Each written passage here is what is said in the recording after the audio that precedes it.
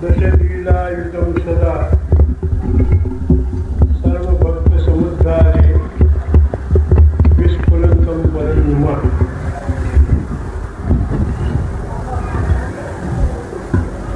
उपस्थित ઉદ્યાનાના વૈષ્ણવ તેમજ બહારગામથી આવેલા વૈષ્ણવો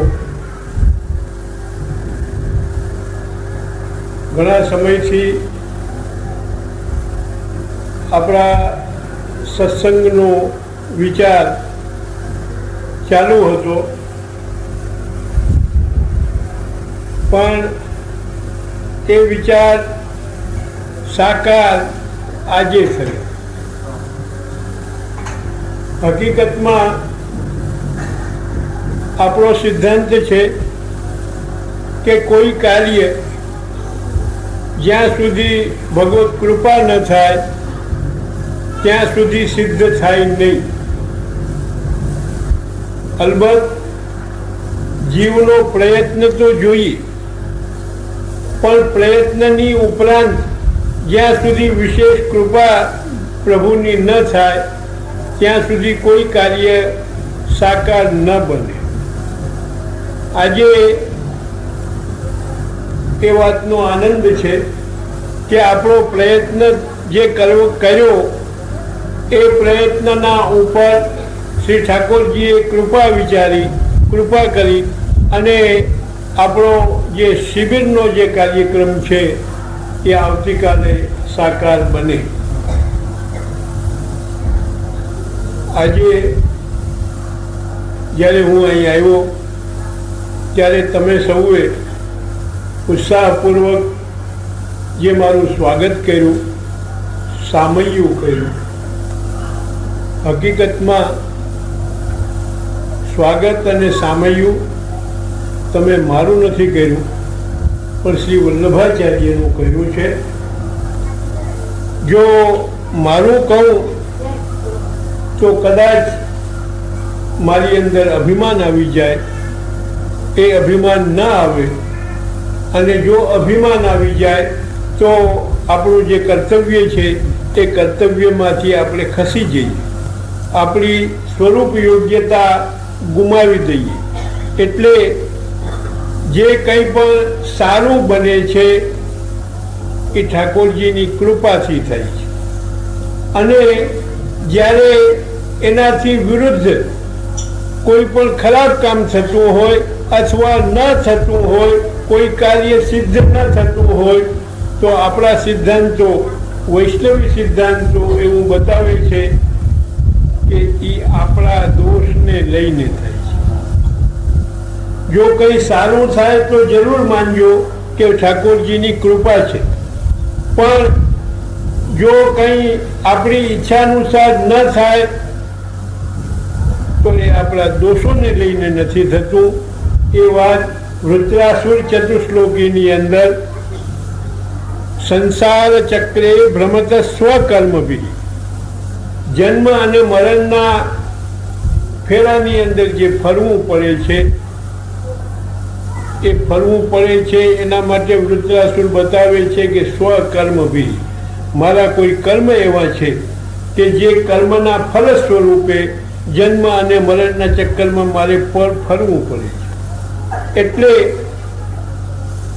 વૈષ્ણવી સિદ્ધાંતો એવું બતાવે છે કે જ્યારે સારું કાર્ય થાય ઠાકોરજીની કૃપાથી, અને જ્યારે એ કોઈ સિદ્ધ ન થાય તો એમાં આપણા દોષો જોવા જોઈએ। જે દુઃખ આવે છે, કષ્ટ આવે છે, એ આપણા દોષોને લઈને આવે છે। આવી જાતની ભાવના, આવી જાતના વિચારો જો આપણામાં હોય તો આપણે વૈષ્ણવ છીએ। એના બદલે જો અહંકારના વિચારો હોય તો વૈષ્ણવતા આપણાથી દૂર છે એમ સમજવું જોઈએ। શિબિરની પ્રવૃત્તિ લગભગ 2-2.5 વર્ષથી અમે શરૂ કરી છે, અને એ પ્રવૃત્તિનો હેતુ એ છે કે જીવોની અંદર વૈષ્ણવી સંસ્કારોનું રોપણ થાય। વૈષ્ણવી સંસ્કારો વધે અને વૈષ્ણવિઝમના જે કોઈ પણ ફલ છે એ ફલને પ્રાપ્ત કરવા માટે આધુનિક વૈષ્ણવો સક્ષમ બને, આ એની પાછળનો હેતુ છે. આપણે અજ્ઞાન દૂર કરવાને માટે, ગરીબી દૂર કરવાને માટે ઘણા પ્રયત્ન કરીએ છીએ. હકીકતે એ કરવા જોઈએ, ન કરવા જોઈએ એવો કહેવાનો આશય નથી. પણ ગરીબી બે પ્રકારની છે. એક ભૌતિક ગરીબી અને બીજી છે સંસ્કારોની ગરીબી. ભૌતિક ગરીબી અને સંસ્કારોની ગરીબી બે વચ્ચે કેટલું અંતર? ઘણું અંતર. ધ્યાનપૂર્વક અને સમજપૂર્વક જો આપણે વિચારીએ તો બે ગરીબી વચ્ચે મોટું અંતર છે. ભૌતિક ગરીબી પાસે પૈસો ન હોય, મૂડી ન હોય, આવકનું કોઈ સાધન ન હોય, આવક ન હોય, અને ઉપર આકાશ અને નીચે ધરતી, આ બે વચ્ચે જીવવું પડતું હોય, અનેક કષ્ટો સહન કરવા પડતા હોય, દુઃખો સહન કરવા પડતા હોય, રોગ અને ઉપદ્રવ અને એવી પીડાઓ તો જન્મથી મરણ સુધી લાગી જ પડી છે, એ બધા સહન કરવા પડતા હોય. પણ એ ભૌતિક ગરીબી, આ જે દુઃખ અને કષ્ટ છે, કદાચ એક જ જન્મ સુધી સહન કરવું પડે.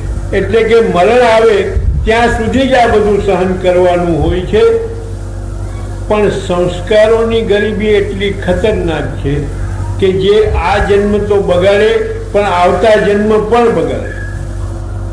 કારણ કે અસંસ્કારી રીતે જે આ મનુષ્ય જીવતો હોય, એ અસંસ્કારી જીવનને લઈને એના ફલ સ્વરૂપે જે દુઃખ અને કષ્ટ આવે છે, એ આવતા જન્મની અંદર પણ આખો જન્મનો ભોગવવો પડે. એટલે આ જન્મ પણ ભોગવવાનો અને આવતો જન્મ પણ ભોગવવાનો. એટલે સારો વિચાર એ છે કે એ જે સંસ્કારોની ગરીબી છે, એ સંસ્કારોની ગરીબી આપણામાંથી દૂર થાય અને સુસંસ્કારોની મૂડી આપણી પાસે આવે, જેથી કરીને આપણે સુંદર રીતે જીવી શકીએ અને આ જન્મની સાથે આવતો જન્મ પણ જે છે એ આપણે સુધારીએ અને ઉત્તમ ફળ આપણને પ્રાપ્ત થાય. એટલા માટે ભૌતિક ગરીબી કરતાં સંસ્કારોની ગરીબી વધારે ખતરનાક છે અને એ ગરીબી આપણે દૂર કરવી જોઈએ. આવી જાતનો પ્રયત્ન આપણે જીવનમાં લાવવો જોઈએ. અને એ પ્રયત્નમાં જ્યાં સુધી વૈચારિક પરિવર્તન નહીં થાય ત્યાં સુધી જીવનની અંદર કર્તવ્યમાં પરિવર્તન થવાનું નથી. પહેલાં વૈચારિક વંટોળ પેદા થવું જોઈએ. અને વિચારોમાં જ્યારે મનોમંથન પેદા થાય અને એક વર્તુળ જ્યારે તૈયાર થાય ત્યારે નિશ્ચયમાં આવે છે. એક વાત જ્યારે વિચારમાં આવે ત્યાર પછી નિશ્ચયમાં આવે છે, જેને આપણે સંકલ્પ કહીએ, શુભ સંકલ્પ કહીએ છીએ. પણ શુભ સંકલ્પનું મૂળ છે વિચારો. એ વિચારોની અંદર પરિવર્તન પહેલા આવવું જોઈએ, ત્યારે સંકલ્પ થાય. અને જ્યારે સંકલ્પ થાય ત્યારે એની સાથે અહંકાર સાથે મળીને આપણી કર્તવ્યની અંદર એક નિયમો આવે છે, કર્તવ્યની અંદર સિદ્ધાંતો આવે છે. અને એ જાતનું જ્યારે કર્તવ્ય પરાયણતા જ્યારે મનુષ્યની થાય ત્યારે જીવનની પ્રગતિ થાય. અન્યથા પ્રગતિ ન થાય તો જ્યાં છો ત્યાં પડ્યા રહ્યો. અને એનાથી પણ નીચેની ગતિ જે છે એ કદાચ સંભવ છે કે પ્રાપ્ત થાય તો જ્યાં છો ત્યાંથી પણ નીચે જવાનું. એટલે જગતમાં કોઈ પણ ધર્મ હોય, કોઈ પણ સંપ્રદાય હોય, એની આવશ્યકતા પહેલી છે કે એના સિદ્ધાંતો પહેલા સમજમાં આવવો જોઈએ. અને જો સમજમાં આવે તો સંકલ્પ બળ એને ક્રિયાત્મક રીતે વર્તનની અંદર લાવવાને માટે પ્રેરણા કરે છે. એટલે આપણા વૈષ્ણવી જીવનમાં ખાસ કરીને મહાપ્રભુજી, ગુસાઈજી અને શ્રી યમુનાજી કે જે બંને ત્રણેય સ્વરૂપો જગતના વૈષ્ણવી જીવનનો ઉદ્ધાર કરવાને માટે પ્રગટ થયા અને હજી સુધી ભૂતલ ઉપર બિરાજે છે. એમની કૃપા જો પ્રાપ્ત થાય તો આપણે આપણા આધ્યાત્મિક જીવનમાં, સાંપ્રદાયિક જીવનની અંદર આપણે પ્રગતિ કરીએ અને બીજાઓને પણ એ પ્રગતિ થાય એવી જાતનો ચિતાર આપીએ અને આપણું જીવન પૂર્ણ બને એ માટે આવા શિબિરોનું આયોજન અમે કરીએ છીએ. મને ઘણી ખુશી છે કે કુતિયાણાના લોકો પણ શિબિરના ઉત્સુક છે. 3-4 વાર મારી પાસે આવી ગયા અને એ અનુસાર આવતીકાલથી બપોરે 4 વાગ્યાથી આપણો શિબિરનો કાર્યક્રમ શરૂ થશે અને એમાં જે એના નિયમો છે એ નિયમો કાલે વાંચીને સંભળાવવામાં આવશે. આજે વિશેષ કંઈ નથી કહેતો, પણ તમે જે હાજરી આપી અને જે સન્માન કર્યું એ બદલ મારા અંતઃકરણના આશીર્વાદ આપું છું અને મહાપ્રભુજી શ્રી ગુસાઈજી તમારા સૌના ઉપર કૃપા વિચારી અને વૈષ્ણવી સંસ્કારો તમને પ્રાપ્ત થાય એવા આશીર્વાદ આપીને મારું વક્તવ્ય પૂરું.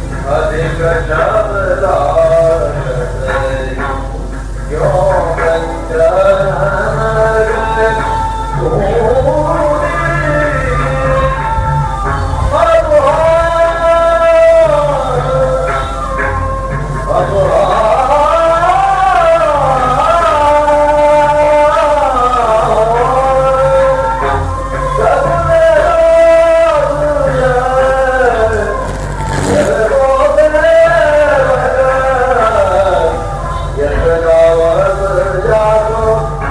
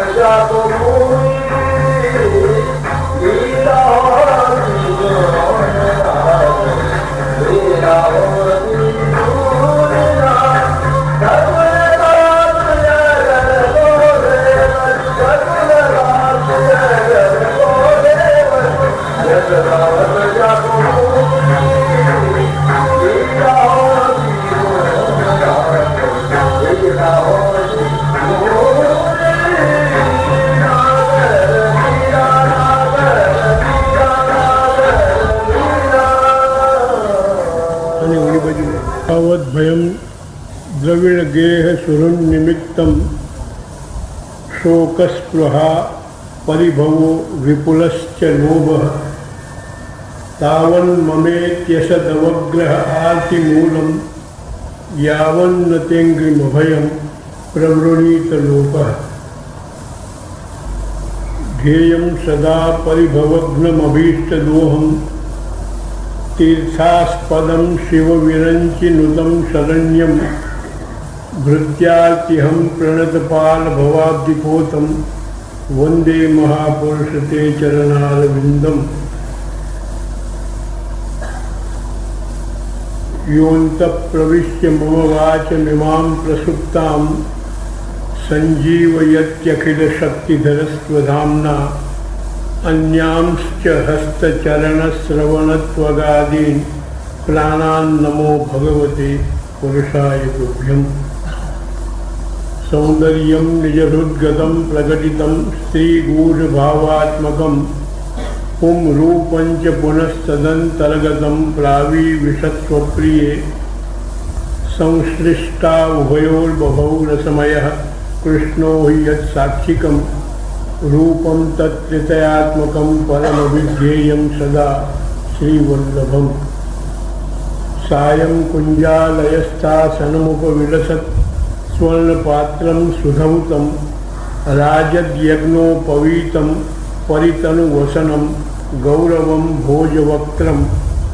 प्राणानायम्यनासा पुटनिहितकलं कर्णराजद्विमुक्तं वन्दे दोन्मीलिताक्षं मृगमदतिलकं विठ्ठलेशं सुकेशम् अज्ञानतिमिरान्धस्य ज्ञानाञ्जनशलाकया चक्षुरुन्मीलितं येन तस्मै श्रीगुरवे नमः। उपस्थित श्रोतागणो, ઘણા સમયના પ્રતીક્ષા પછી તમારા નગરમાં આ શિબિરનું આયોજન થાય છે. પ્રારંભમાં આપણે અષ્ટસખાની વાણી રૂપી વધાઈ સાંભળી. વધાઈ ધ્યાન ખેંચે એવી હતી. નાતર લીલા હોતી જૂની. અર્થ છે કે જો આમ ન બન્યું હોત તો લીલા એટલે જે પૂર્ણ પુરુષોત્તમનું પ્રાગટ્ય આ યુગમાં થયું શ્વેતવાળા કલ્પમાં, અને એને બતાવનારા પૂર્ણ પુરુષોત્તમ સ્વરૂપ એવા શ્રી મહાપ્રભુજીનું પણ પ્રાગટ્ય થયું. એ જો ન થયું હોત એટલે સ્વામી અને સેવક એ બંનેનું પ્રાગટ્ય ભૂતલ ઉપર શ્વેતવાળા કલ્પ કે જે કલ્પમાં અત્યારે આપણે જીવીએ છીએ એ કલ્પમાં જો ન થયું હોત તો લીલા હોતી જૂની. પૂર્ણ પુરુષોત્તમ તો સારસ્વત કલ્પમાં પ્રગટ થયા અને એ પુનઃ પ્રાગટ્ય જો ન થાય તો એ લીલા જૂની થઈ જાય. પણ એવું ન બન્યું, અને ન બનવાનું કારણ કે પૂર્ણ પુરુષોત્તમની જે ઈચ્છા હતી કે મારા જે દૈવ જીવો આ ભૂતલ ઉપર અવશિષ્ટ છે એમનો ઉદ્ધાર મારે કરવો છે, અને એ ઉદ્ધાર કરવાને માટે પુનઃ ઠાકોરજી એટલે શ્રીનાથજી સ્વરૂપે અને મહાપ્રભુજી આપના સ્વરૂપે પુનઃ આ ભૂતલ ઉપર પ્રાગટ્ય થયું અને એ દૈવ જીવોનો ઉદ્ધાર કર્યો. આપણો ઇતિહાસ એવું બતાવે છે કે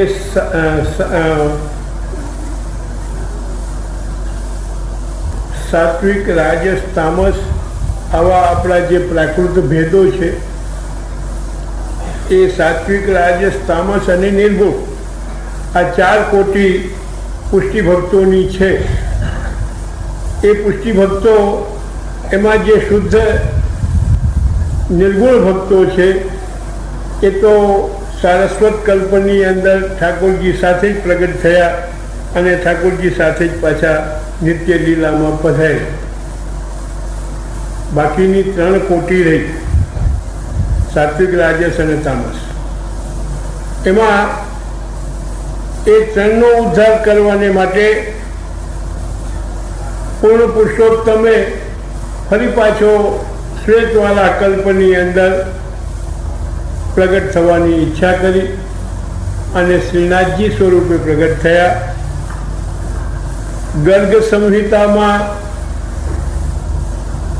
એ વચન મળે છે કે શ્વેતવાલા કલ્પમાં એટલે કે કલીમાં ફરી પાછા ઠાકોરજી અને મહાપ્રભુજી બંને પ્રગટ થશે અને તત્પુત્ર એવા શ્રી ગુસાઈજી પણ પ્રગટ થશે અને પુનઃ જે સારસ્વત કલ્પમાં જે લીલા થઈ એ જ લીલા પુનઃ આ ભૂતલ ઉપર એનો વિસ્તાર કરશે અને બાકી રહેલી જે સૃષ્ટિ, પુષ્ટિ સૃષ્ટિ, જેને હું ગણાવી ગયો કે સાત્વિક, રાજસ અને તામસ, એ ફરી પાછી જે બાકી રહી છે એના ઉદ્ધાર કરવાને માટે પિતા પુત્ર સ્વરૂપે પણ અવતરશે. એ રીતે જ્યારે ભૂતલ ઉપર ઠાકોરજીએ પ્રગટ થવાની ઈચ્છા કરી, મહાપ્રભુજી 1535માં ભૂતલ ઉપર પ્રગટ થયા, પણ ઠાકોરજી એટલે શ્રીનાથજી મહાપ્રભુજીથી પૂર્વ 74 વર્ષે ગિરિરાજ ઉપર આપ પ્રગટ થયા. કોઈને ખબર નહીં હતી. જ્યારે મહાપ્રભુજી પરિક્રમાર્થે બહાર પધાર્યા તો ત્યાં આપને સ્વપ્નમાં આજ્ઞા થઈ કે આપણી સાથે થયેલી વાત મુજબ હું તો અહીં પ્રગટ થઈ ગયો છું, તમે યાત્રા ટૂંકાવીને અહીં વ્રજમાં પધારો અને મારી સેવાનો પ્રારંભ કરાવો. શ્રીનાથજી ત્યાંથી અહીં મહાપ્રભુજી ત્યાંથી વ્રજમાં પધાર્યા, આવીને તપાસ કરી કે કોઈ દેવનું પ્રાગટ્ય અહીંયા થયું છે. બધા લોકોએ ના પડી કે અમને કોઈ ખબર નથી. તપાસ કરતાં કંઈક ગોવાળિયાઓ આપને મળ્યા કે આ એક દેવ પ્રગટ થયો છે. તો કે કયો દેવ છે? તો કે નાગદેવ છે. નાગ દેવતા પ્રગટ થયો છે અને આ જે પહાડ છે, પહાડીમાં એક ગુફા છે ને ગુફામાં એ નાગ પ્રગટ થયો છે. તો કે એ કેવો છે, શું છે? તો કે એક એવો નાગ છે કે જે નાગ એની જો માનતા કરવામાં આવે તો એ માનતા ફળે છે. અમારા ગાય ભેંસો જેને વાછરડું ના આવતું હોય, બહુ કષ્ટાતી હોય અને અમે એની માનતા કરીએ તો એ ફળે છે. તદુપરાંત દોવા ન દેતી હોય, માંદી પડી ગઈ હોય અને અમે જો માનતા કરીએ છીએ તો એ માનતા ફળે છે. એવી જાતનો નાગદેવ પેદા થયો છે. તો કે ચાલો બતાવો. ગિરિરાજ ઉપર જઈને ગુફા હતી, ગુફામાં જઈને આપણે જોયા તો એને કહ્યું એ નાગદેવ ત્યાં જોયું.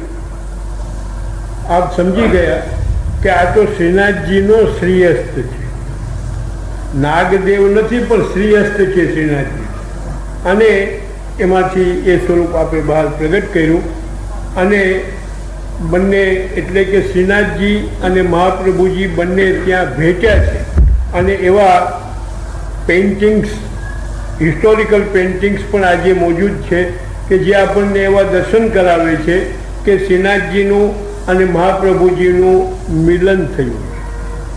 અને ત્યારથી આપણે ત્યાં મંદિર સિદ્ધ કરાવ્યું અને ત્યાં એમની સ્થાપના કરી અને સેવાનો પ્રારંભ કર્યો. મહાપ્રભુજીથી પૂર્વ 74 વર્ષ શ્રીનાથજી પ્રગટ થયા, પણ મહાપ્રભુજીના વિના એનો સાક્ષાત્કાર કોણ કરાવે, એની જાણકારી કોણ આપે? પદમાં પણ એ જ કહ્યું છે વધાઈમાં કે નાતર લીલા હોતી જૂની. અને આપ જો પ્રગટ થયા ન હોત તો આગળ જે બ્રહ્મ સંબંધની દીક્ષા, આ અલૌકિક મંત્રની દીક્ષા એ પણ પ્રગટ ન થઈ હોત. અને એ અલૌકિક મંત્રની દીક્ષા વિના નિર્ગુણ ભક્તિ થઈ શકી ન હોત, પ્રેક્ટિકલી એ પ્રેક્ટિસમાં ન આવી હોત અને નિર્ગુણ ભક્તિ ન થાય તો સકલ અવતારીઓના પણ અવતારી પૂર્ણ પુરુષોત્તમ નિખિલ વેદ વેદાંત વેદ્ય અને વિરુદ્ધ ધર્માશ્રયી એવા જે પૂર્ણ પુરુષોત્તમ છે એ પૂર્ણ પુરુષોત્તમનું આવાહન પણ ન થાત, એની સેવાની પણ ખબર ન પડત. અને આ માર્ગનો મુખ્ય સિદ્ધાંત પ્રમાણ, પ્રમેય, સાધન અને ફલ, આ જે ચતુષ્ટય છે એ ચતુષ્ટયનું જ્ઞાન પણ કોઈને ન થાત. અને એ ન થાત તો નિત્ય લીલાની કે પૂર્ણ પુરુષોત્તમના સ્વરૂપની પ્રાપ્તિ કોઈને ન થાત. અને માટે જ ગુસાઈજીએ આજ્ઞા કરી કે સૃષ્ટિ વ્યર્થા કે ભૂયાત નિજ ફલ રહિતા દેવ વૈશ્વાનર ઈશા. સૃષ્ટિનું આ ભૂતલ ઉપર આવાગમન વ્યર્થ બની જાય, એને સાર્થક કરવાને માટે મહાપ્રભુજી પ્રગટ થયા. કહેવાનો મતલબ કે જે નિર્ગુણ કોટીના ભક્તો હતા એનો ઉદ્ધાર તો શું કરવો હતો? પૂર્ણ પુરુષોત્તમને પ્રગટ થવું હતું. એટલે એની સાથે જેનો અવિનાભાવ સંબંધ છે કે જ્યાં ઠાકોરજી હોય ત્યાં જે નિર્ગુણ ભક્તો હોય, નિર્ગુણ ભક્તો હોય ત્યાં જ શ્રી ઠાકોરજી બિરાજતા હોય. એ જ્યારે નિત્યલીલામાંથી અહીં પધારવાની ઈચ્છા કરે અને પધારે તો નિર્ગુણ ભક્તો ત્યાં નિત્યલીલામાં થોડા રહી શકે, એ પણ એની સાથે જ આવે. એટલે પોતાની ઈચ્છાથી, ઠાકોરજીની ઈચ્છાથી આ ભૂતલ ઉપર આવ્યા. અને ઠાકોરજી જ્યારે ભૂતલ છોડીને નિત્ય લીલામાં પધાર્યા ત્યારે તેઓ પણ સાથે જ ગયા. બાકીના 3 કોટીના પુષ્ટિજીવો રહ્યા. એ 3 કોટીના જીવોના ઉદ્ધાર કરવાને માટે મહાપ્રભુજી પ્રગટ થયા. એટલે મહાપ્રભુજીએ નિર્ગુણ કોટીના ભક્તો અને પુષ્ટિ કોટીના ભક્તો એનો ઉદ્ધાર કર્યો. બાકીના જે રહ્યા પ્રવાહ અને મર્યાદા, આ બેનો ઉદ્ધાર કરવાને માટે શ્રી ગુસાઈજી પ્રગટ થયા. એ શ્રી ગુસાઈજીએ એમનો જે છે ઉદ્ધાર કર્યો. અને મર્યાદા કોટીના, મિશ્ર મર્યાદાની કોટીના જીવો પણ શ્રી ગુસાઈજીને શરણે આવ્યા અને એમનો ઉદ્ધાર થયો. અલબત્ત પુષ્ટિ, પ્રવાહ અને મર્યાદા, એમાં પુષ્ટિ મુખ્ય છે, મર્યાદા અને પ્રવાહનું મિશ્રણ છે. નહીં કે મર્યાદા મુખ્ય હોય અને પુષ્ટિનું મિશ્રણ. ભક્તિ અનુસાર આ બેનું જે મિશ્ર ભક્તિ છે એ મિશ્ર ભક્તિ પણ સાથે ચાલી. પુષ્ટિ, પ્રવાહ અને મર્યાદા આ ભેદ કોઈ લૌકિક નથી. સાત્વિક, રાજસ અને તામસ એવા ભેદો એ લૌકિક નથી. લૌકિકના દૃષ્ટાંતો જો જોવા હોય તો ગીતાની અંદર 2જા અધ્યાયની અંદર અને 3જા અધ્યાયની અંદર શ્રી એ ભાવનું વ્યવધાન એમના માટે હોતું નથી જેવી જાતનું વ્યવધાન ફલ મેળવવામાં લૌકિક, સાત્વિક, રાજસ, તામસમાં જે આવે છે. સાત્વિકને પણ વ્યવધાન તો ગયું છે. સાત્વિક ભાવ છે એને પણ વ્યવધાન ગયું છે. ભગવાન શ્રી કૃષ્ણ ગીતામાં આજ્ઞા કરે છે કે સત્વ જે છે એ સત્વ ગુણ પણ બંધન કરે છે. બંધન શા માટે કરે? સત્વ તો 3 ગુણોમાં શ્રેષ્ઠ ગણાય છે, પણ સત્વ બંધન એટલા માટે કરે છે કે જ્યારે એને મહાત્મ્ય જ્ઞાન થાય ત્યારે એ સત્કાર્યો રૂપી સુકર્મ કરે છે, પુણ્ય કરે છે, પાપ કર્મ કરતો નથી. પણ પુણ્ય કરે એટલે પુણ્યનો પણ ફળ ભોગને માટે થઈને ક્યાંક જન્મ લેવો પડે, કોઈ લોકમાં જવું પડે અને ત્યાં જો સમય વિતાવવો પડે, જીવન વિતાવવું પડે તો ઈશ્વર પ્રાપ્તિમાં આટલું વ્યવધાન થાય ને. એટલે સત્વગુણ પણ એને સત્વગુણ પરક જ જેનું જીવન હોય એને બાધા કરતા બતાવ્યું છે. અને સર્વશ્રેષ્ઠ જીવન અને સર્વશ્રેષ્ઠ ભાવ એ નિર્ગુણ ભક્તિનો બતાવ્યો છે, નિર્ગુણ ભાવને બતાવ્યો છે. તસ્માત નૈસ્ત્રૈગુણ્યો ભવાર્જુન, ગીતામાં ભગવાન અનેકો ઠેકાણે આજ્ઞા કરે છે કે હે અર્જુન, તસ્માત જ્યારે આ સત્વ રજ તમ તને હું બધા બતાવું છું અને એના લક્ષણો બતાવું છું, એનું ફલ બતાવું છું, એ બધા જ્યારે બંધન કરતા છે માટે એ બંધનમાંથી જો છૂટવું હોય તો નૈસ્ત્રૈગુણ્યો ભવાર્જુન, આ ત્રણેય ગુણથી પરે થઈ જાય. અસ્તુ, પછી કોઈ વાર આપણે ચર્ચા કરશું, કારણ કે આ ચર્ચા લાંબી છે. એટલે નાતર લીલા હોતી જૂની, આ જો લીલા જો ફરી પાછા પ્રગટ ન થયા હોત તો સારસ્વત કલ્પીય લીલા જૂની થઈ જાય, ફરી પાછી રિન્યુ કરી, પૂર્ણ પુરુષોત્તમે પ્રગટ થઈને એને રિન્યુ કરી અને બાકી રહેલા જે જીવો છે એ જીવોને ફલદાન કરાવ્યું. કેટલાક રાજસ કોટીના હતા, કેટલાક તામસ કોટીના હતા. એટલે ગોસાઈજી સુધીમાં એ બધાનો ઉદ્ધાર થયો. કોઈ કહે છે કે આજના કેવા છે, આજના જીવો કેવા છે? આજના જીવો સાત્વિક, રાજસ અને તામસમાં પણ ફિટ બેસતા નથી, આ ત્રણમાં પણ ફિટ બેસતા નથી, એનાથી પણ વર્સ્ટ છે, એનાથી પણ ગયા વીત્યા છે. એનો ઉદ્ધાર કઈ રીતે થાય? એટલે ઠાકોરજીએ પ્રગટ દશામાં મહાપ્રભુજી અને ગુસાઈજી સુધીના કાળમાં જે જીવોનો ઉદ્ધાર કર્યો એ આજની વિચારથી હું કહી શકું કે એ તો બહુ સહેલું હતું, એ ઉદ્ધાર કાર્ય તો બહુ સહેલું હતું. પણ અઘરામાં અઘરું, કપડામાં કપડું ઉદ્ધાર કાર્ય જો હોય તો આજના યુગની છે કે જે જીવોની અલૌકિક કોટીના જીવોની, પુષ્ટિ જીવોની ભાવના ભગવત સન્મુખવાળી હતી, આજે વિમુખતાવાળી. અને એ વિમુખ કોટીના જે જીવો છે એનો ઉદ્ધાર કરવો એ ઘણો કપરો છે.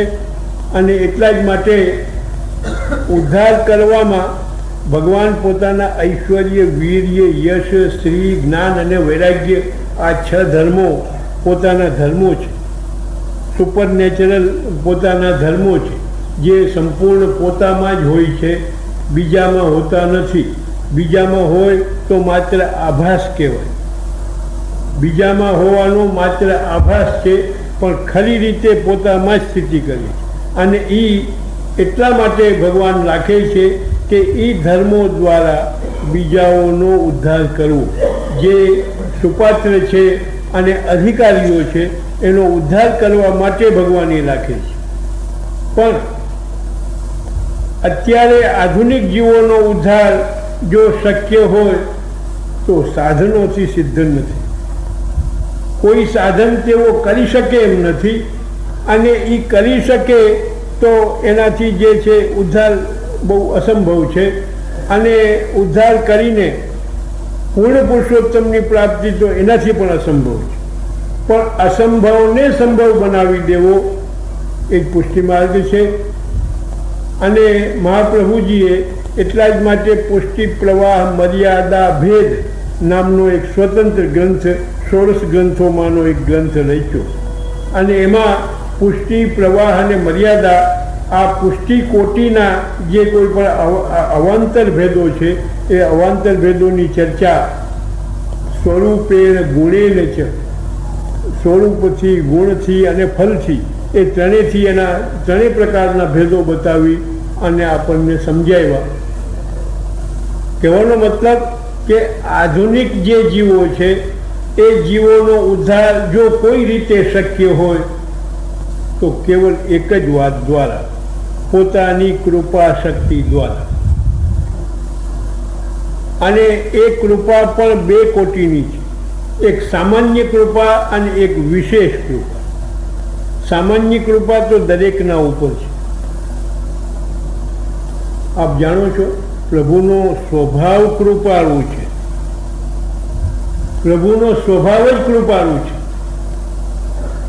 પણ એવી કૃપા દ્વારા તો મનુષ્ય અને સૃષ્ટિ માત્ર જીવી શકે એટલું જ થાય. હલ તો ઘણું દૂર છે. એવી કૃપા દ્વારા જીવી શકે. આ જે ક્રિએશન ચાલુ થયું એ ક્રિએશન પોતાની સામાન્ય કૃપા દ્વારા જ થયું છે. પણ પોતાના સ્વયંની પ્રાપ્તિ જો કરાવવી હોય તો એનો એક જ ઉપાય છે કે વિશેષ કૃપા, એક્સ્ટ્રા ઓર્ડિનરી, પોતાની વિશેષ કૃપા દ્વારા થાય. કૃપા એક એવી સાહજિક વસ્તુ છે, સાહજિક ભાવ છે કે જે સ્વભાવ સાથે સંકળાયેલી. આપણો અમુક જાતનો સ્વભાવ હોય છે કે એ સ્વભાવમાં જે વસ્તુ વણાયેલી હોય એ કોઈ કાળમાં ન હોય એવું બનતું નથી, સદા કાલ પ્રગટ રહીએ છે.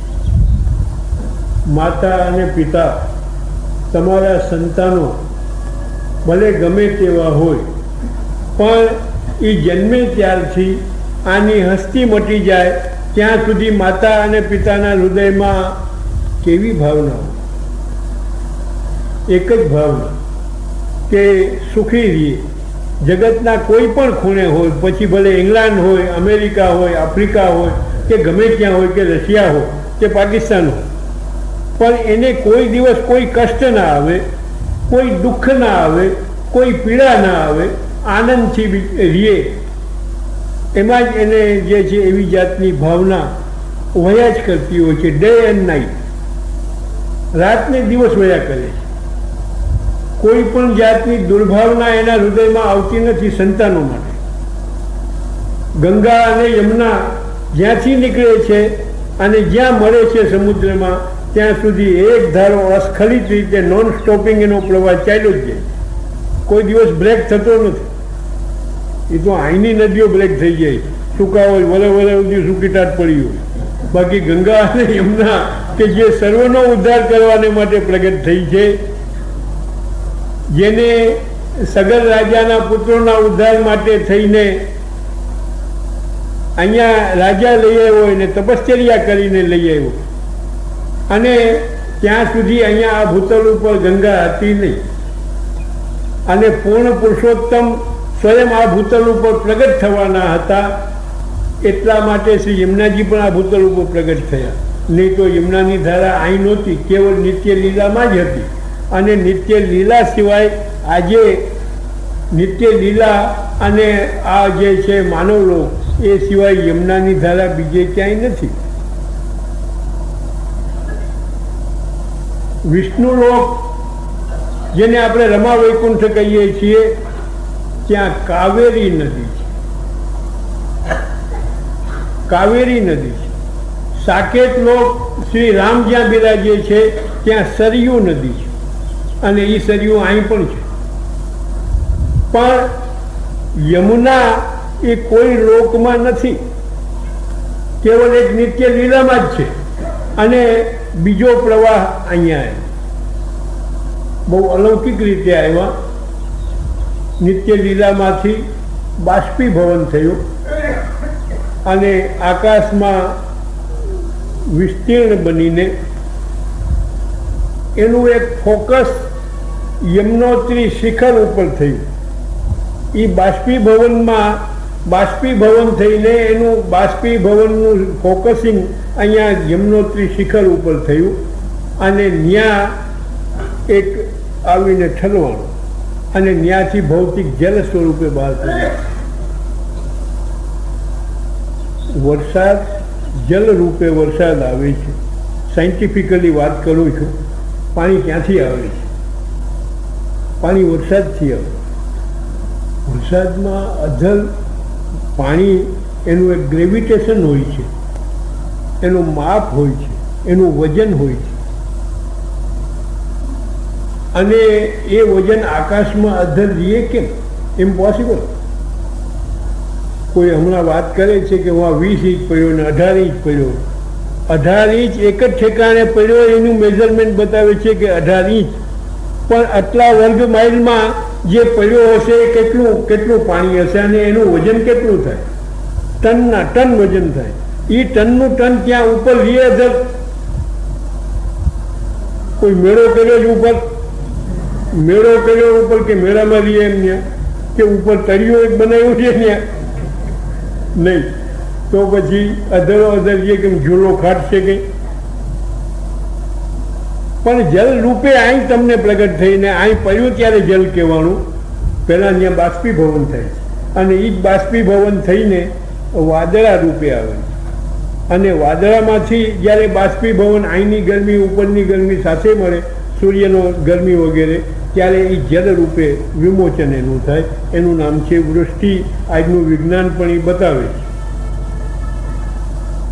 તો એ બાષ્પીભવન નિત્ય લીલામાંથી જે ધારા ત્યાંથી પ્રગટ થઈ, એ બાષ્પીભવન થઈને અહીંયા યમનોત્રીના શિખર ઉપર આવી અને યમનોત્રીના શિખરથી એ ધારા શરૂ થઈ. અલ્હાબાદમાં ગંગાજી યમુનાજી સાથે મળ્યા. એ ધારી યમુનાજીની ધારા અલ્હાબાદ સુધી ગઈ અને ત્યાં ગંગાજી સાથે મળ્યા. ગંગાજીમાં યમુનાજી મળ્યા નથી, પણ યમુનાની ધારા ત્યાં સુધી ગઈ અને એમાં ગંગાજી મળ્યા. યમુનાજી પહેલાં હતા, ગંગાજી પાછળથી આવ્યા. હિસ્ટોરિકલી કહું છું કે યમુનાજી પહેલાં હતા, પધાર્યા, અને ગંગાજી પાછળથી આવ્યા. એ બે ત્યાં એનો સંગમ થયો અને યમુનાજીની ધારા સમુદ્રમાં નથી ગઈ, પણ પૃથ્વીની અંદર ચાલી ગઈ, અંદર સમાવિષ્ટ થઈ ગઈ. આજે પણ જે ગંગા યમુનાજીનું સ્ટ્રીમ ચાલ્યું જાય છે, એ સ્ટ્રીમની નીચે લગભગ 2 મજલા નીચે યમુનાજીની બહાર જે ઉપર ધારા વહી જાય છે એનાથી 10 ગણી ધારા નીચે વહી જાય. 10 ગણું જલનો પ્રવાહ નીચે ચાલ્યો જાય. ઉપર તો બહુ થોડા પ્રમાણમાં ઉપર છે, એનાથી 10 ગણો નીચે ચાલ્યો જાય અને તે પૃથ્વીમાં નીચે સમાઈ ગઈ અને ત્યાંથી પાછી ઉપર થઈ અને બાષ્પીભવન થઈને ફરી પાછી નિત્ય લીલામાં ગઈ. આ જે છે સાયકલ ફર્યા જ કરે છે, ઉપર નીચે ઉપર નીચે ઉપર નીચે. યમુના અને ગંગા બેયની સાયકલિંગ આવી જાતનું ચાલુ જ છે. જેમ સમુદ્રમાંથી બાષ્પીભવન થઈને ઝાકળના રૂપે ઉપર જાય, પછી ઘટ રૂપ બને એટલે વાદળો થાય, વાદળામાંથી નીચે જેમ વૃષ્ટિ થાય, અને એ ફરી પાછું જે છે એ સમુદ્રમાં જાય અને સમુદ્રમાંથી વળી પાછી સાયકલ જ થઈને ઉપર નીચે ઉપર નીચે. હું કહું છું સમજાય છે ને બરોબર? જે સાયકલિંગ થાય છે એ સાયકલિંગ ચાલુ જ છે. તો એ રીતે યમુનાજી જે છે એ આ ભૂતલ ઉપર પધાર્યા. એટલે યમુનાજીમાં ઠાકોરજીએ જે પોતાનું અષ્ટવિધ ઐશ્વર્ય અને સિદ્ધિઓનું દાન કરવાનું સામર્થ્ય પ્રદાન કર્યું અને આ ભૂતલ ઉપર પધાર્યા અને એ ફરી પાછી એ સૃષ્ટિ ઉત્પન્ન થઈ. એ જ વાત આપણા અષ્ટસખાઓએ ગાયું કે નાતર લીલા હોતી જૂની.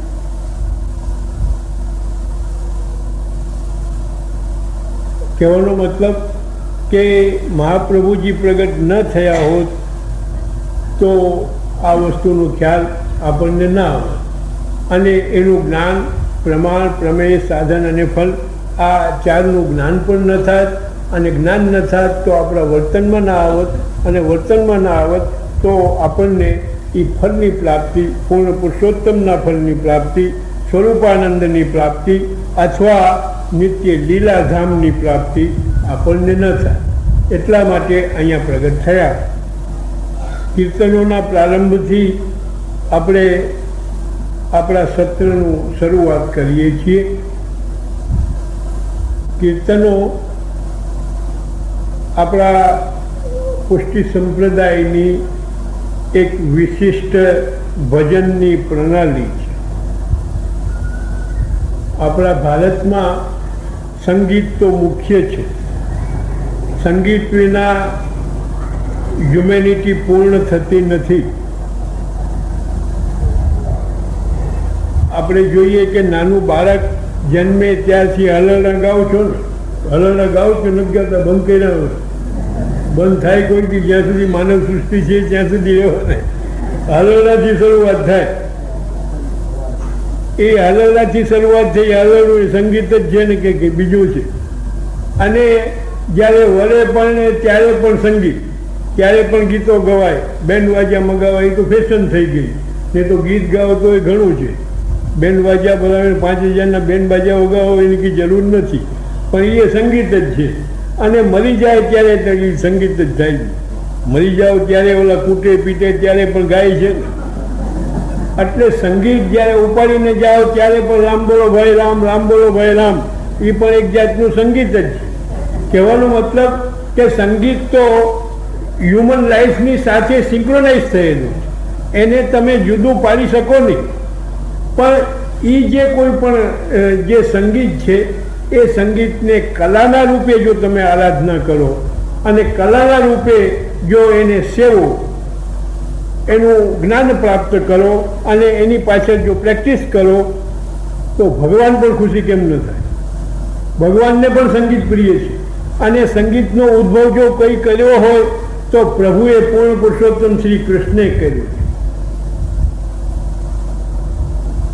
આપણા ભારતમાં જેમ ગંગા અને યમુનાની સ્ટ્રીમ ચાલી આવે છે, જ્યાંથી પેદા થઈ એટલે ગંગોત્રી અને જન્મોત્રીથી, એ રીતે આપણા 4 સંગીતના શિખર છે.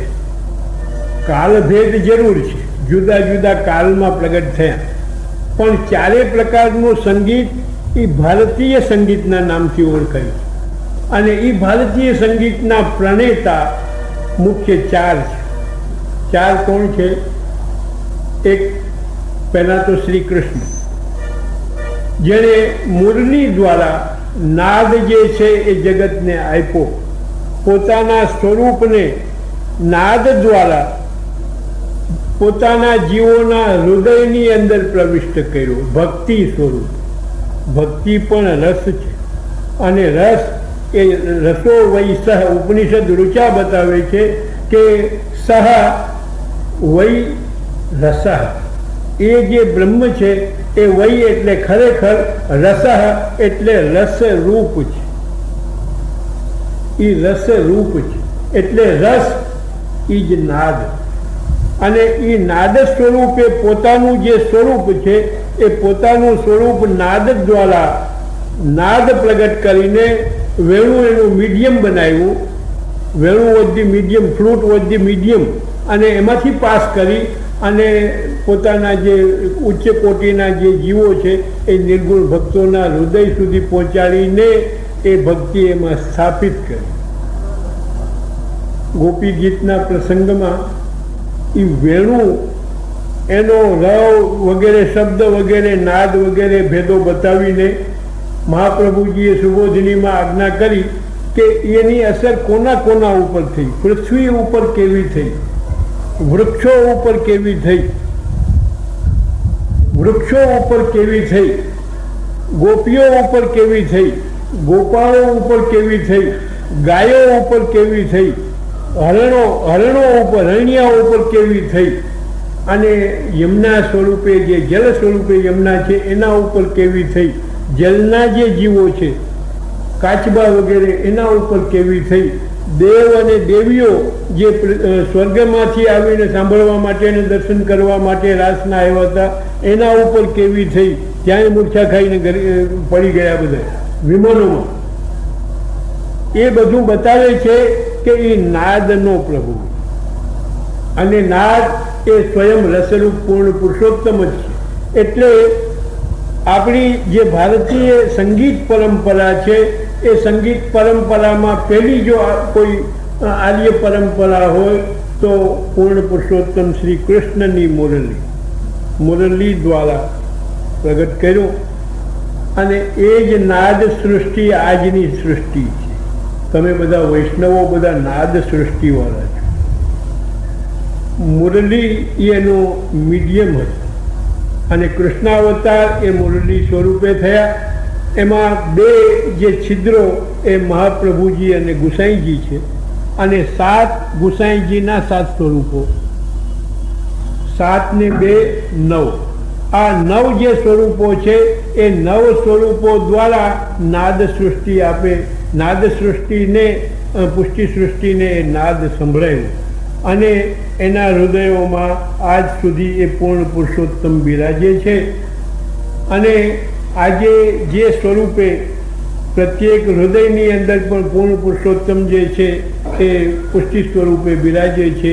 અને એ નાદ સૃષ્ટિ એનું પ્રણાલિકા એ કીર્તનના રૂપે આજ સુધી આપણે ત્યાં પ્રાપ્ત થઈ. અસ્તુ એની ચર્ચા પછી કરીએ. પહેલાં 4 કોટી બતાવી દઉં. બીજી કોટી છે હનુમત. હનુમત સંગીત પ્રણાલી. હનુમાનજીએ એનું પ્રાગટ્ય કર્યું. ભારતના ઉત્તર પ્રદેશ અને એ પ્રદેશની અંદર હનુમત સંગીત જે છે એ આજ અદ્યાવધિ એની કોટી ચાલે છે. ત્રીજી કોટી છે જેમાં શિવ તાંડવ કરીને મુખ્ય સંગીતને પ્રગટ કર્યું. એની જે ડમરું છે એ ડમરુંથી લય પ્રગટ થયો. નનાદ ઢક્કામ નવપંચવાલમ, એની ઢક્કાથી તાલ પ્રગટ થયો અને પોતાના નૃત્યથી એ નૃત્ય પ્રગટ થયું અને ગીત દ્વારા એ સંગીતની રેલી કરી. અને એ જે શિવ પ્રકારનું જે સંગીત છે, શિવ સંગીત, એનું પ્રાગટ્ય અને એનો વિસ્તાર આપણા તમિલનાડુ અને આંધ્રપ્રદેશ, કેરળ વગેરેની અંદર, એની કર્ણાટક વગેરેની અંદર એનો પ્રચાર થયો. અને ચોથી જે છે એ એની પ્રણાલિકા છે, સંગીતની પ્રણાલિકા નારદ, જે ભક્તિ સંગીતના રીતે છે કે આપણા માર્ગની અંદર આવીને પણ સંમિલિત થઈ.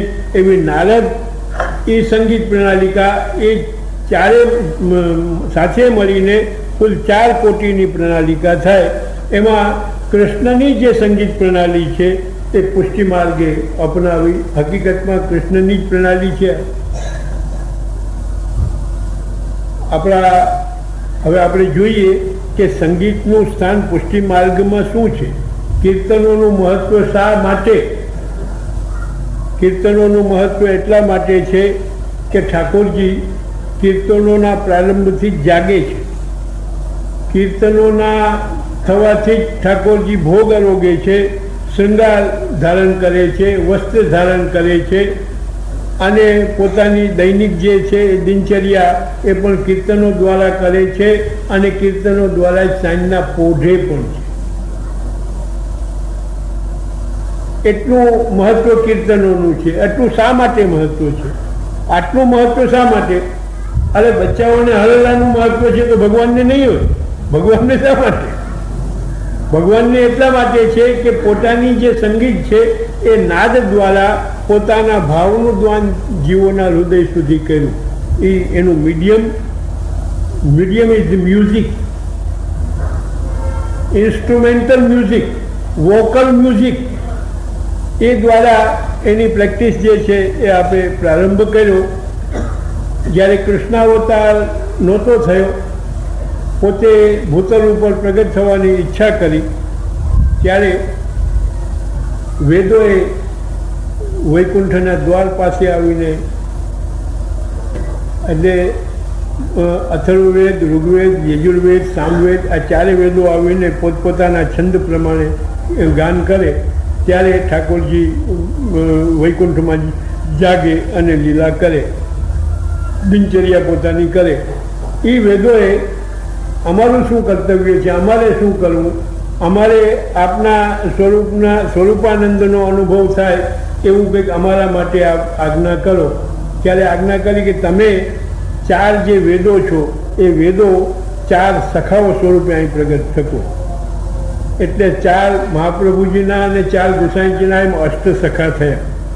એ અષ્ટસખા સ્વરૂપે અહીંયા સારસ્વત કલ્પની અંદર શ્વેતવાળા કલ્પમાં પ્રગટ થયા અને અહીંયા પ્રગટ થઈને એ જ કીર્તનોની સેવા કરી અને એ જ ભાવથી આજે કીર્તનો થાય છે. સેવામાં પણ થાય છે, હરેક પ્રસંગોમાં પણ થાય છે, ઉત્સવોમાં પણ થાય છે. અને એ 4 વેદો સ્વરૂપે 4 વધાઈઓ, 4 કીર્તનો વગેરે બોલાય છે. 4ની સંખ્યા એટલા માટે છે.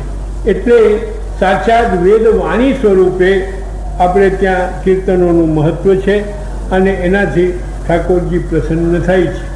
અને એ રીતે આપણા માર્ગમાં કીર્તનોનું મહત્ત્વ, આ રીતે સંગીતનું મહત્ત્વ. સંગીતમાં રાગના 3 સ્વરૂપ છે. એક તો ભૌતિક સ્વરૂપ, જે સ્વર રીતે આપણે ત્યાં ગવાય છે, સારેગમ પધની સા, આ 7 અને એના કોમલ, એ બધા મળીને 14 જનક મેલ કહેવાય. એ 14 સ્વર જનક મેલ, એમાંથી આ બધા 365 રાગો નીકળ્યા, આટલી રાગિણીઓ નીકળી, પાલ વિનાના મિશ્ર રાગો નીકળ્યા. અને આજે જે કંઈ પણ ગવાય છે એ જનક મેલમાંથી જ પ્રગટ થયા. આજે એમ કહીએ કે પશ્ચિમી સંગીત, રોક એન્ડ રોલ કહીએ તો પણ એ 14 જનક મેલમાંથી પ્રગટ થયા છે, આઉટ ઓફ જનક મેલ નથી. એટલે એ પણ એને પણ અમે બહાર જવા દેવા માગતા નથી, આમાં લઈ લઈશું કે છે તો ભગવાનની જ નાદ સૃષ્ટિ. એ નાદ સૃષ્ટિમાંથી પ્રગટ થયા છે, ભલે રોક એન્ડ રોલ હોય કે ગમે તે હોય, ઇન્સ્ટ્રુમેન્ટલ હોય કે વોકલ હોય, એ બધા આમાંથી જ પ્રગટ થયા. એટલે એ રીતે જે નાદ પ્રગટ થયો, એ નાદને પ્રભુમાં વિનિયોગ કરાવવાના હેતુથી એનો વિનિયોગ પુષ્ટિ માર્ગે ઠાકોરજીમાં જ કર્યો. નૃત્ય છે, ગાન છે, વાદન છે, આ બધાનો વિનિયોગ ઠાકોરજીમાં કર્યો અને એ રીતે અહીંયા જે છે એ પ્રગટ થયું. એટલે આ રીતે મહાપ્રભુજી, ગુસાઈજી, આ સૃષ્ટિ ઉત્પન્ન થઈ. 84 અને 252 પ્રગટ થયા અને એ સૃષ્ટિ જે ઉત્પન્ન થઈ એનો ઉદ્ધાર એમણે કર્યો. બાકીની જે સૃષ્ટિ રહી એમાં તામસ કોટીના પણ ઘણા હતા. ગુસાઈજીના રૂપા પોરિયો અને ભૈયા રૂપ મુરારી, એવા બધા નિમ્ન સ્તરના તામસ કોટીના જે જીવો હતા એનો પણ ઉદ્ધાર મહાપ્રભુજી ગુસાઈજીએ કર્યો. બાકીના સમયમાં, આધુનિક સમયમાં જે સૃષ્ટિ છે, ભલે ગમે તેવા કોટીની હોય, ગમે તેવી હોય, પણ એનો ઉદ્ધાર કેવલ કૃપા, વિશેષ કૃપા દ્વારા જ થાય છે. અને એ વિશેષ કૃપા પ્રગટ કરવાને માટે મહાપ્રભુજીએ પોતાના વંશની દ્વારા ઉદ્ધાર કરવાની સ્થાપના આ ભૂતલ ઉપર કરી. 7 નિધિઓ, છોટા અને 7 મોટા નિધિ સ્વરૂપે પ્રગટ થયા. અને શ્રી યમુનાજી પણ જે છે એની ધારા આ ભૂતલ ઉપર રાખી અને એ રીતે જે સૃષ્ટિનો ઉદ્ધારક્રમ છે એ ઉદ્ધારક્રમ આપણે આગળ ચલાવ્યો. આ રીતે પુષ્ટિ માર્ગ આ ભૂતલ ઉપર સ્થાપિત થયો અને એ કેવલ કૃપાના આધારે ચાલે છે. કૃપા દ્વારા જ ઉદ્ધાર કરે છે. એ સિવાય બીજું કોઈ સાધન અત્યારે આ યુગમાં મનુષ્ય કરી શકે એમ નથી. અને કરે તો સંપૂર્ણ થાય નહીં, સફળ થાય નહીં અને ફળ મેળવવું એ અત્યંત દુર્લભ થાય. એટલા માટે પુષ્ટિ માર્ગની સ્થાપના આ ભૂતલ ઉપર થઈ. આજે મુખ્ય મહાપ્રભુજીનું અને આપણા ઈષ્ટદેવનું આ બેના સ્વરૂપનું ધ્યાન આપણે કરવું જોઈએ. આપણા પૂર્ણ પુરુષોત્તમના 3 સ્વરૂપ, એમાં એક સ્વરૂપ છે જેને આપણે ભાવાત્મક કહીએ છીએ, રસાત્મક કહીએ છીએ. કે રસાત્મક બહુ સૂક્ષ્મ હોય